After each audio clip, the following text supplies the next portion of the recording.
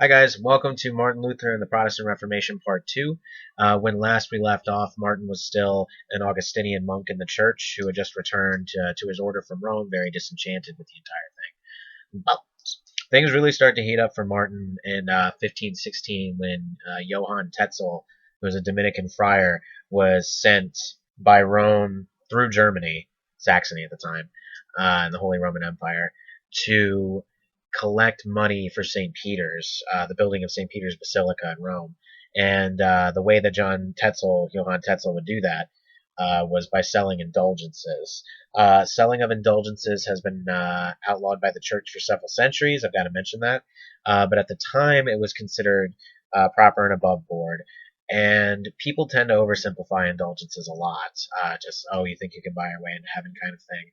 But really, what it comes down to is a church precept known as, let me see if I can pronounce this. I haven't taken Latin in a long time. Fides Caritate Formata. And that basically is the magisterium's notion that faith alone is not sufficient for justification. It also has to involve a good life, charity, good works, that kind of thing. So purchasing indulgences for the salvation of souls in purgatory and building St. Peter's Basilica would be a very charitable, pious thing to do. Therefore, it granted the recipient, the purchaser, time off purgatory themselves or the ability to get their relatives out. But Martin Luther finds this whole thing incredibly vulgar, and not only that, but he's furious about Johann Tetzel. Remember, at this point, Luther is still very Catholic, and he finds Tetzel's selling of indulgences just kind of carte blanche, saying that this will get people out of purgatory, to be against Catholic teachings, which it was. It was a very big stretch on Tetzel's part, who, above all things, was a showman and a salesman, which is why he was the one sent to collect all this money. So for Luther, this is a really big problem because people in his church were coming to him, him as the pastor of the church, saying, we don't need to come to confession because we have this piece of paper that we bought from Johann Tetzel, which says that we're absolved of these sins we've committed. And Martin Luther does not believe that buying those indulgences has helped them at all achieve either salvation or forgiveness or repentance, anything like that. So these people are neglecting their spiritual lives because they're being duped by this salesman. And Luther's furious, understandably so. And so he writes his famous 95 Theses. An important thing to note about the 95 Theses is that it's like absolutely peppered with language that references the papal authority.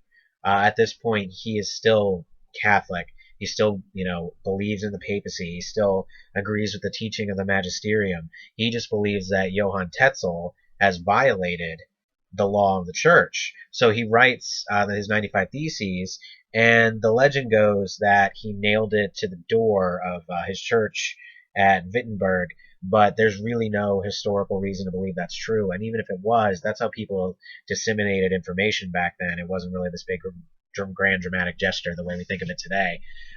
He did absolutely mail it to Albert of Mainz, who would have been the bishop in charge of that area of Saxony, telling him, this guy, Johann Tetzel, is going around selling these cheap, worthless indulgences in your name, and you should know about that. He thinks that he's completely in line with the church in doing this. He thinks he's serving the church in doing this, and he expects, the response to be retribution for what Tetzel's doing, not people to get mad at him for writing it. But Albert of Mainz, unfortunately, is not only aware of what Tetzel's doing, he's all for it. He owes Rome and imperial bankers a lot of money at this point, like a lot of money. So he's all for Tetzel going and collecting money from German lay people. And he goes to Pope Leo X with this 95 Theses and says, this is heresy and it's horrible and I want this monk reprimanded, get him under control. Leo X had was in the habit of regularly dealing with people coming to him saying this person's heretical, do something about it. So he actually proceeded with relative caution. He didn't just up and excommunicate the guy. He read the writings and he sent emissaries over the course of 3 years to try and figure out if what Martin Luther believed was in fact heretical. Um, so it's not as cut and dry as a lot of people seem to think nowadays. Martin Luther, however, doesn't find the 3 year investigation pleasant. He really resents each and every envoy who comes. And over that time, his thinking is actually getting more and more extreme. He doesn't like the way that Albert of Mainz handled Johann Tetzel. He doesn't like the way Leo X is investigating him instead of Albert of Mainz. So he comes to the conclusion, eventually this comes to a head in 1518. So a couple of years then after the 95 Theses, it was almost 1519. Finally, Cardinal Cajetan, the Pope's emissary, came to investigate him and talk to him and say, look, we've read your writings. These are the things that we think are in line with the church, and these are the things that we don't.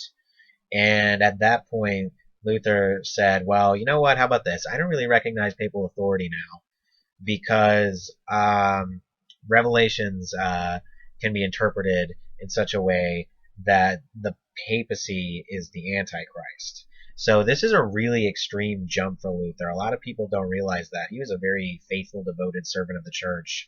Up until he wrote his 95 Theses, even while he wrote his 95 Theses. And in a short couple of year period, he decided he was fed up with the bureaucracy and feeling like the church wasn't on his side and wasn't on the side of God at this point. So he's decided that the papacy is null and void. I know I promised that we would get to the Diet of Worms, but I'm already at 7 minutes, so we're going to have to touch on that next time. And next time we're going to talk about Luther's obsession with justification, justification for salvation, and sola scriptura and sola fide, which are the hallmarks of Protestantism. So we've got to get onto that, and I want that to be its own video. All right. Hope you enjoyed, guys. See you next time.